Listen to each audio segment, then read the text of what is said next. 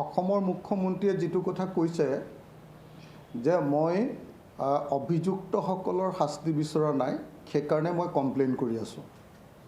কিন্তু তাৰ ওলোটা কথাটোহে সত্য যে মই অভিযুক্তসকলৰ সঁচাসঁচিকৈ প্ৰকৃত শাস্তি বিচাৰোঁ, অৰ্থাৎ ফাঁচী, মৃত্যুদণ্ড অথবা যাৱজ্জীৱন কাৰাদণ্ড।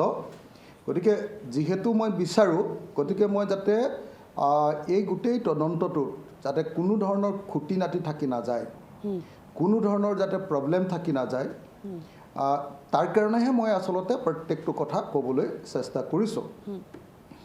যেনেকৈ ধৰক মই প্ৰথমতে আঙুলিয়াই দিছিলোঁ যে যদি আপোনাৰ বিদেশত এটা ঘটনা ঘটে, তেতিয়াহ'লে সেই ঘটনাটোৰ ওপৰত তদন্ত কৰিবৰ কাৰণে আমাক ছেকশ্যন 208 BNSS 208ৰ অধীনত আমাক কেন্দ্ৰীয় চৰকাৰৰ পূৰ্ব অনুমতি লাগিব, প্ৰিভিয়াছ চেংচন বুলি কয়।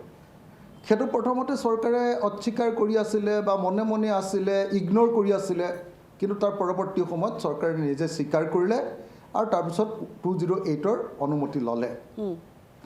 মই দ্বিতীয় কথাটো কৈ আছিলোঁ যে আটাইতকৈ যিটো ইম্পৰ্টেণ্ট কথা, যিটো আপুনি ইতিমধ্যে কৈছে যে নগৈ গড়গাঁৱৰ বাতৰি দিয়া।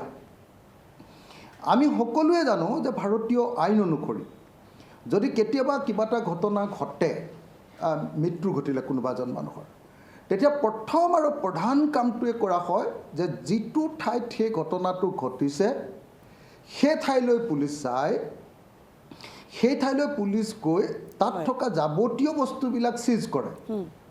তাত থকা যিবিলাক এভিডেন্স থাকে, তাৰ যিবিলাক ডকুমেণ্টছ থাকে, সেইবিলাক বস্তু প্ৰথমতে চিজ কৰে।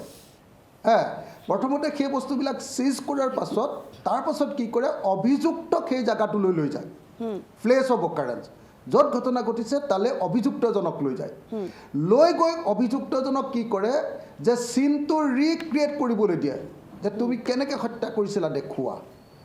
প্ৰথমতে তেওঁক ইণ্টাৰগেশ্যন কৰি তাৰপিছত তেওঁক সেই বস্তুখিনি দেখুৱাবলৈ দিয়ে। আৰু সেই কামটো কৰাৰ পাছত কি কৰে যে আমাৰ যিজন IO তেওঁ কি কৰে বা CIO তেওঁলোকে কি কৰে, তাৰ পাছত তেওঁলোকে এটা স্কেটছ মেপ পৰ্যন্ত আঁকে। এতিয়া আপোনালোকে সকলোৱে দেখিছে যে জুবিনদাৰ মৃত্যু ঘটিছে ছিংগাপুৰত, ছিংগাপুৰৰ সাগৰত, আৰু আমাৰ তদন্তটো চলিছে গুৱাহাটীৰ দিছপুৰত। গতিকে যদি ঘটনাটো য'ত ঘটিছে তালৈ গৈ তদন্ত নকৰে, তেতিয়াহ'লে সেইটোক নগৈ গড়গাঁৱৰ বাতৰি দিয়া বুলি কয়।